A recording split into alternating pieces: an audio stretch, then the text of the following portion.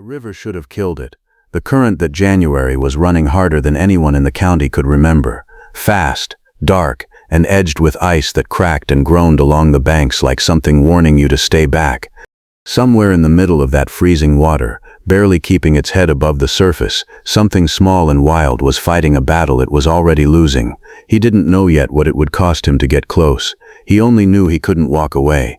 He'd been out that morning not because he wanted to be, but because the storm the night before had knocked a section of fence down on the north edge of his property, and the cold wasn't going to wait for a better day. He'd loaded the truck before sunrise, driven the back road that ran alongside the river, and had almost passed the pull-off entirely when something made him slow down. Not a sound at first, more of an absence. The way the air along the riverbank felt different, tighter somehow, like it was holding something in. He rolled down the window. That's when he heard it. It wasn't what he expected from a wild animal in distress. No roar, no snarl. What came across the water was something smaller than that, a sound that sat somewhere between a cry and a wheeze, high and ragged and already beginning to fade. He'd lived near this river his whole life. He knew the sounds deer made when they were hurt, knew the bark foxes gave when cornered. This was none of those things. This was a sound at the very end of its rope. He pulled over and got out. The bank dropped sharply at that spot, maybe 6 feet down to the waterline, and the rocks along the edge were glazed with a thin skin of ice. He picked his way down carefully, one hand braced against the root of an old cottonwood, and when he reached the bottom and looked out across the current, he stopped. 20 feet out, in the middle of the channel, a bobcat was struggling to stay above the surface. It wasn't a large animal, probably a young male, lean and long-legged, its tawny coat gone dark and heavy with water. The current was carrying it sideways and fast, toward a bend where the river narrowed and the rocks came up close to the surface. Every few seconds it lunged toward the near bank, toward the ice shelf that jutted out from the edge, and every time, the ice cracked and gave way beneath its paws, and it slipped back under. It came up slower each time. The lunges were getting shorter. He watched for maybe 10 seconds. That was all the watching he could do. There was a length of nylon rope in the truck bed he used for pulling fence posts. He retrieved it, tied one end around the base of the cottonwood, and stood at the bank's edge for a moment that felt much longer than it was. He was in his early 50s. The water temperature was somewhere below 40 degrees, and the animal out there, if it had any strength left, could open his arm to the bone with a single swipe. He stepped in anyway. The cold hit him like a wall. Not just the temperature of the water, but the cold inside it, the kind that seizes the muscles of your chest and makes your body forget, for one long second, how to breathe. He waded into his thighs, then his waist, gripping the rope, planting each foot carefully on the slick riverbed. The current pressed against him steady and hard, like something with intention. The bobcat saw him coming, and panicked. What had been exhausted flailing turned suddenly fierce. It hissed, ears flat, eyes blown wide with a fear that had nothing to do with aggression and everything to do with raw survival. It didn't know what he was. It only knew that something large was moving toward it through the water, and every instinct left in its body was screaming that this ended badly. It thrashed and clawed at the surface, trying to create distance. And for one terrible moment, the current caught them both. His feet slid on the riverbed, and his hand tightened on the rope with everything he had. He didn't think. He reached out and grabbed the loose skin at the back of its neck, the same place a mother carries her young, and he pulled. The bobcat cried out. It caught him once across the back of the hand. But it was too cold, too spent, too far gone to fight for long, and he dragged it through the current toward the bank, half walking, half falling, until his knees hit the gravel at the water's edge and he hauled them both out of the river and onto the frozen ground. He lay there for a moment, just breathing. Then he sat up and looked at the animal beside him. It was shaking so hard it could barely lift its head. Its sides rose and fell in short, shallow bursts. One front leg was bent at an angle that suggested the river had done some damage before he ever arrived. Its eyes were open and fixed on him, not with rage, not with anything so organized as that, just the wide, exhausted awareness of something that doesn't yet understand whether it's safe. Without thinking, he pulled off his jacket and laid it over the animal. It didn't move, didn't bite, didn't scramble away. It just lay there in the pale January light, wrapped in his coat, breathing, and for reasons he wouldn't be able to explain for years, that was the moment he felt something shift. Not in hashtag. He didn't carry the bobcat up the bank so much as drag them both to it. One hand on the rope, one hand gripping the animal, knees scraping rock until they cleared the waterline and collapsed onto the frozen ground together. He let go, rolled onto his back, stared up at a sky the color of old tin. For a few seconds neither of them moved. Then the shaking started, in the bobcat first, then in him. Deep, involuntary tremors that had nothing to do with fear and everything to do with the body trying to remember how to be warm. He sat up and looked at the animal beside him. It was on its side, sides heaving, one front leg extended at a wrong angle. Its eyes were half open. It was alive, but only just. He pulled his jacket off and laid it over the animal the same way you'd cover something fragile. He didn't think about whether it was wise. There wasn't room for that kind of thinking anymore. The bobcat flinched at the contact, let out a low, broken sound, not a hiss, not quite a growl, something smaller than either. Something that belonged to an animal that had used up everything it had and was running on the last thin thread of instinct.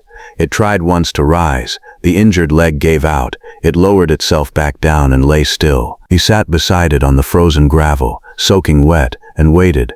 He wasn't sure what he was waiting for. Part of him expected it to recover just enough to turn on him. That was the rational expectation, the one anyone who knew wild animals would have told him to prepare for, but it didn't. It lay wrapped in his coat and breathed, and every few minutes it would lift its head just enough to look at him, and then set it back down again. That went on for the better part of an hour. Then slowly, carefully, it stood. It favored the injured leg, kept its weight shifted to the right, but it stood. It took a few unsteady steps toward the tree line and stopped. Turned its head back toward him once. Its amber eyes were steady now, not wide with fear the way they'd been in the water, just still. Watching him the way wild things sometimes do when they're trying to make sense of something that doesn't fit the world they know. Then it turned away and walked into the trees, and just like that, it was gone.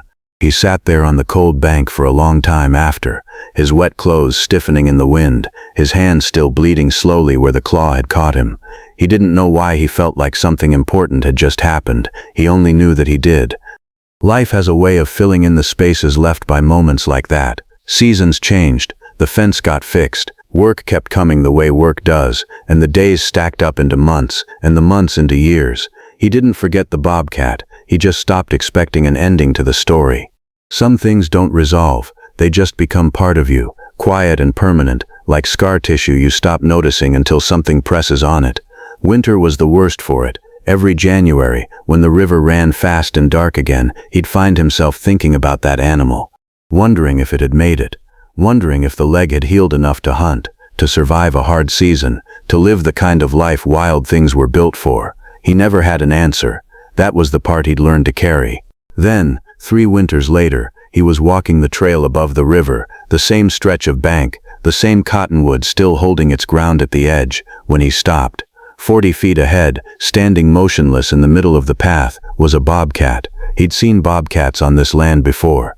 They moved like smoke, there and gone before your eyes could fully register them. But this one wasn't moving. It stood square in the trail, head up, watching him with a stillness that didn't feel like the frozen panic of an animal deciding whether to run. It felt like something else entirely. Something deliberate. He stopped walking, held his breath. The bobcat didn't move. A minute passed, maybe longer. The only sound was the river below and the low push of wind through the bare branches. He told himself it was coincidence, that wild animals sometimes froze in plain sight, that there was nothing unusual here. He almost believed it. Then the bobcat took one slow step toward him, and he saw the leg. The right front leg moved with a slight, settled hitch, the kind of compensation an animal makes so naturally after a long healing that it barely registers as a limp. But he registered it. He'd spent 3 years trying not to think about that leg. He knew exactly what a healed version of that injury would look like. His chest dropped. He stood completely still while the full weight of it landed on him, not all at once, but in slow, arriving pieces, the way understanding sometimes comes when the truth is almost too large to hold. The same river, the same bank, the same leg. Against every odd he'd quietly given up counting. This was the same animal, and it was standing in front of him, still wild, still cautious, but not afraid. He didn't move, didn't speak. didn't reach out the way instinct sometimes urges you to when something you've quietly grieved suddenly appears in front of you, alive and whole. He understood, in some deep and wordless way, that the wrong gesture would end this, that whatever fragile thread connected this moment to that frozen riverbank 3 years ago could be broken by something as small as a step forward. So he just stood there, and let it be what it was. The bobcat watched him from the middle of the trail with those pale amber eyes, steady now, unhurried, carrying none of the wide terror they'd held in the water. It was a grown animal, filled out and sure of itself, built by years of hard seasons into something lean and capable and permanent. The hitch in its leg was barely visible unless you knew to look, and he knew to look. Then it did something he hadn't expected. It sat down, not the crouch of an animal preparing to flee, not the low, coiled stillness of one deciding whether to hold its ground. It simply sat, the way a cat sits when it has nowhere urgent to be, and regarded him with an expression that held something close to quiet, like recognition that had long since finished being surprising and settled into something calmer, something almost like peace. He felt his throat tighten. He thought about the rope, the freezing water, the way it had looked wrapped in his coat on the gravel bank, sides heaving, running on almost nothing. He thought about every January since when he'd stared out at the river and wondered. All the wondering, and here was the answer, sitting in the middle of a trail in the pale winter light, unhurried and unafraid. They stayed like that for a little while, long enough that it started to feel like something was being said between them, slowly, in a language that didn't require either of them to understand it fully. Then the bobcat stood. It turned toward the tree line the way it had turned 3 years ago, with that same quiet authority, that same absence of hesitation. It walked to the edge of the trail and stepped into the brush without rushing, and then, just before the trees closed around it, it stopped. It looked back at him once, just once, and then it was gone. He stood in the empty trail for a long time after. The river moved below. The wind came through the branches the way it always did. The world didn't mark the moment in any visible way, but he did.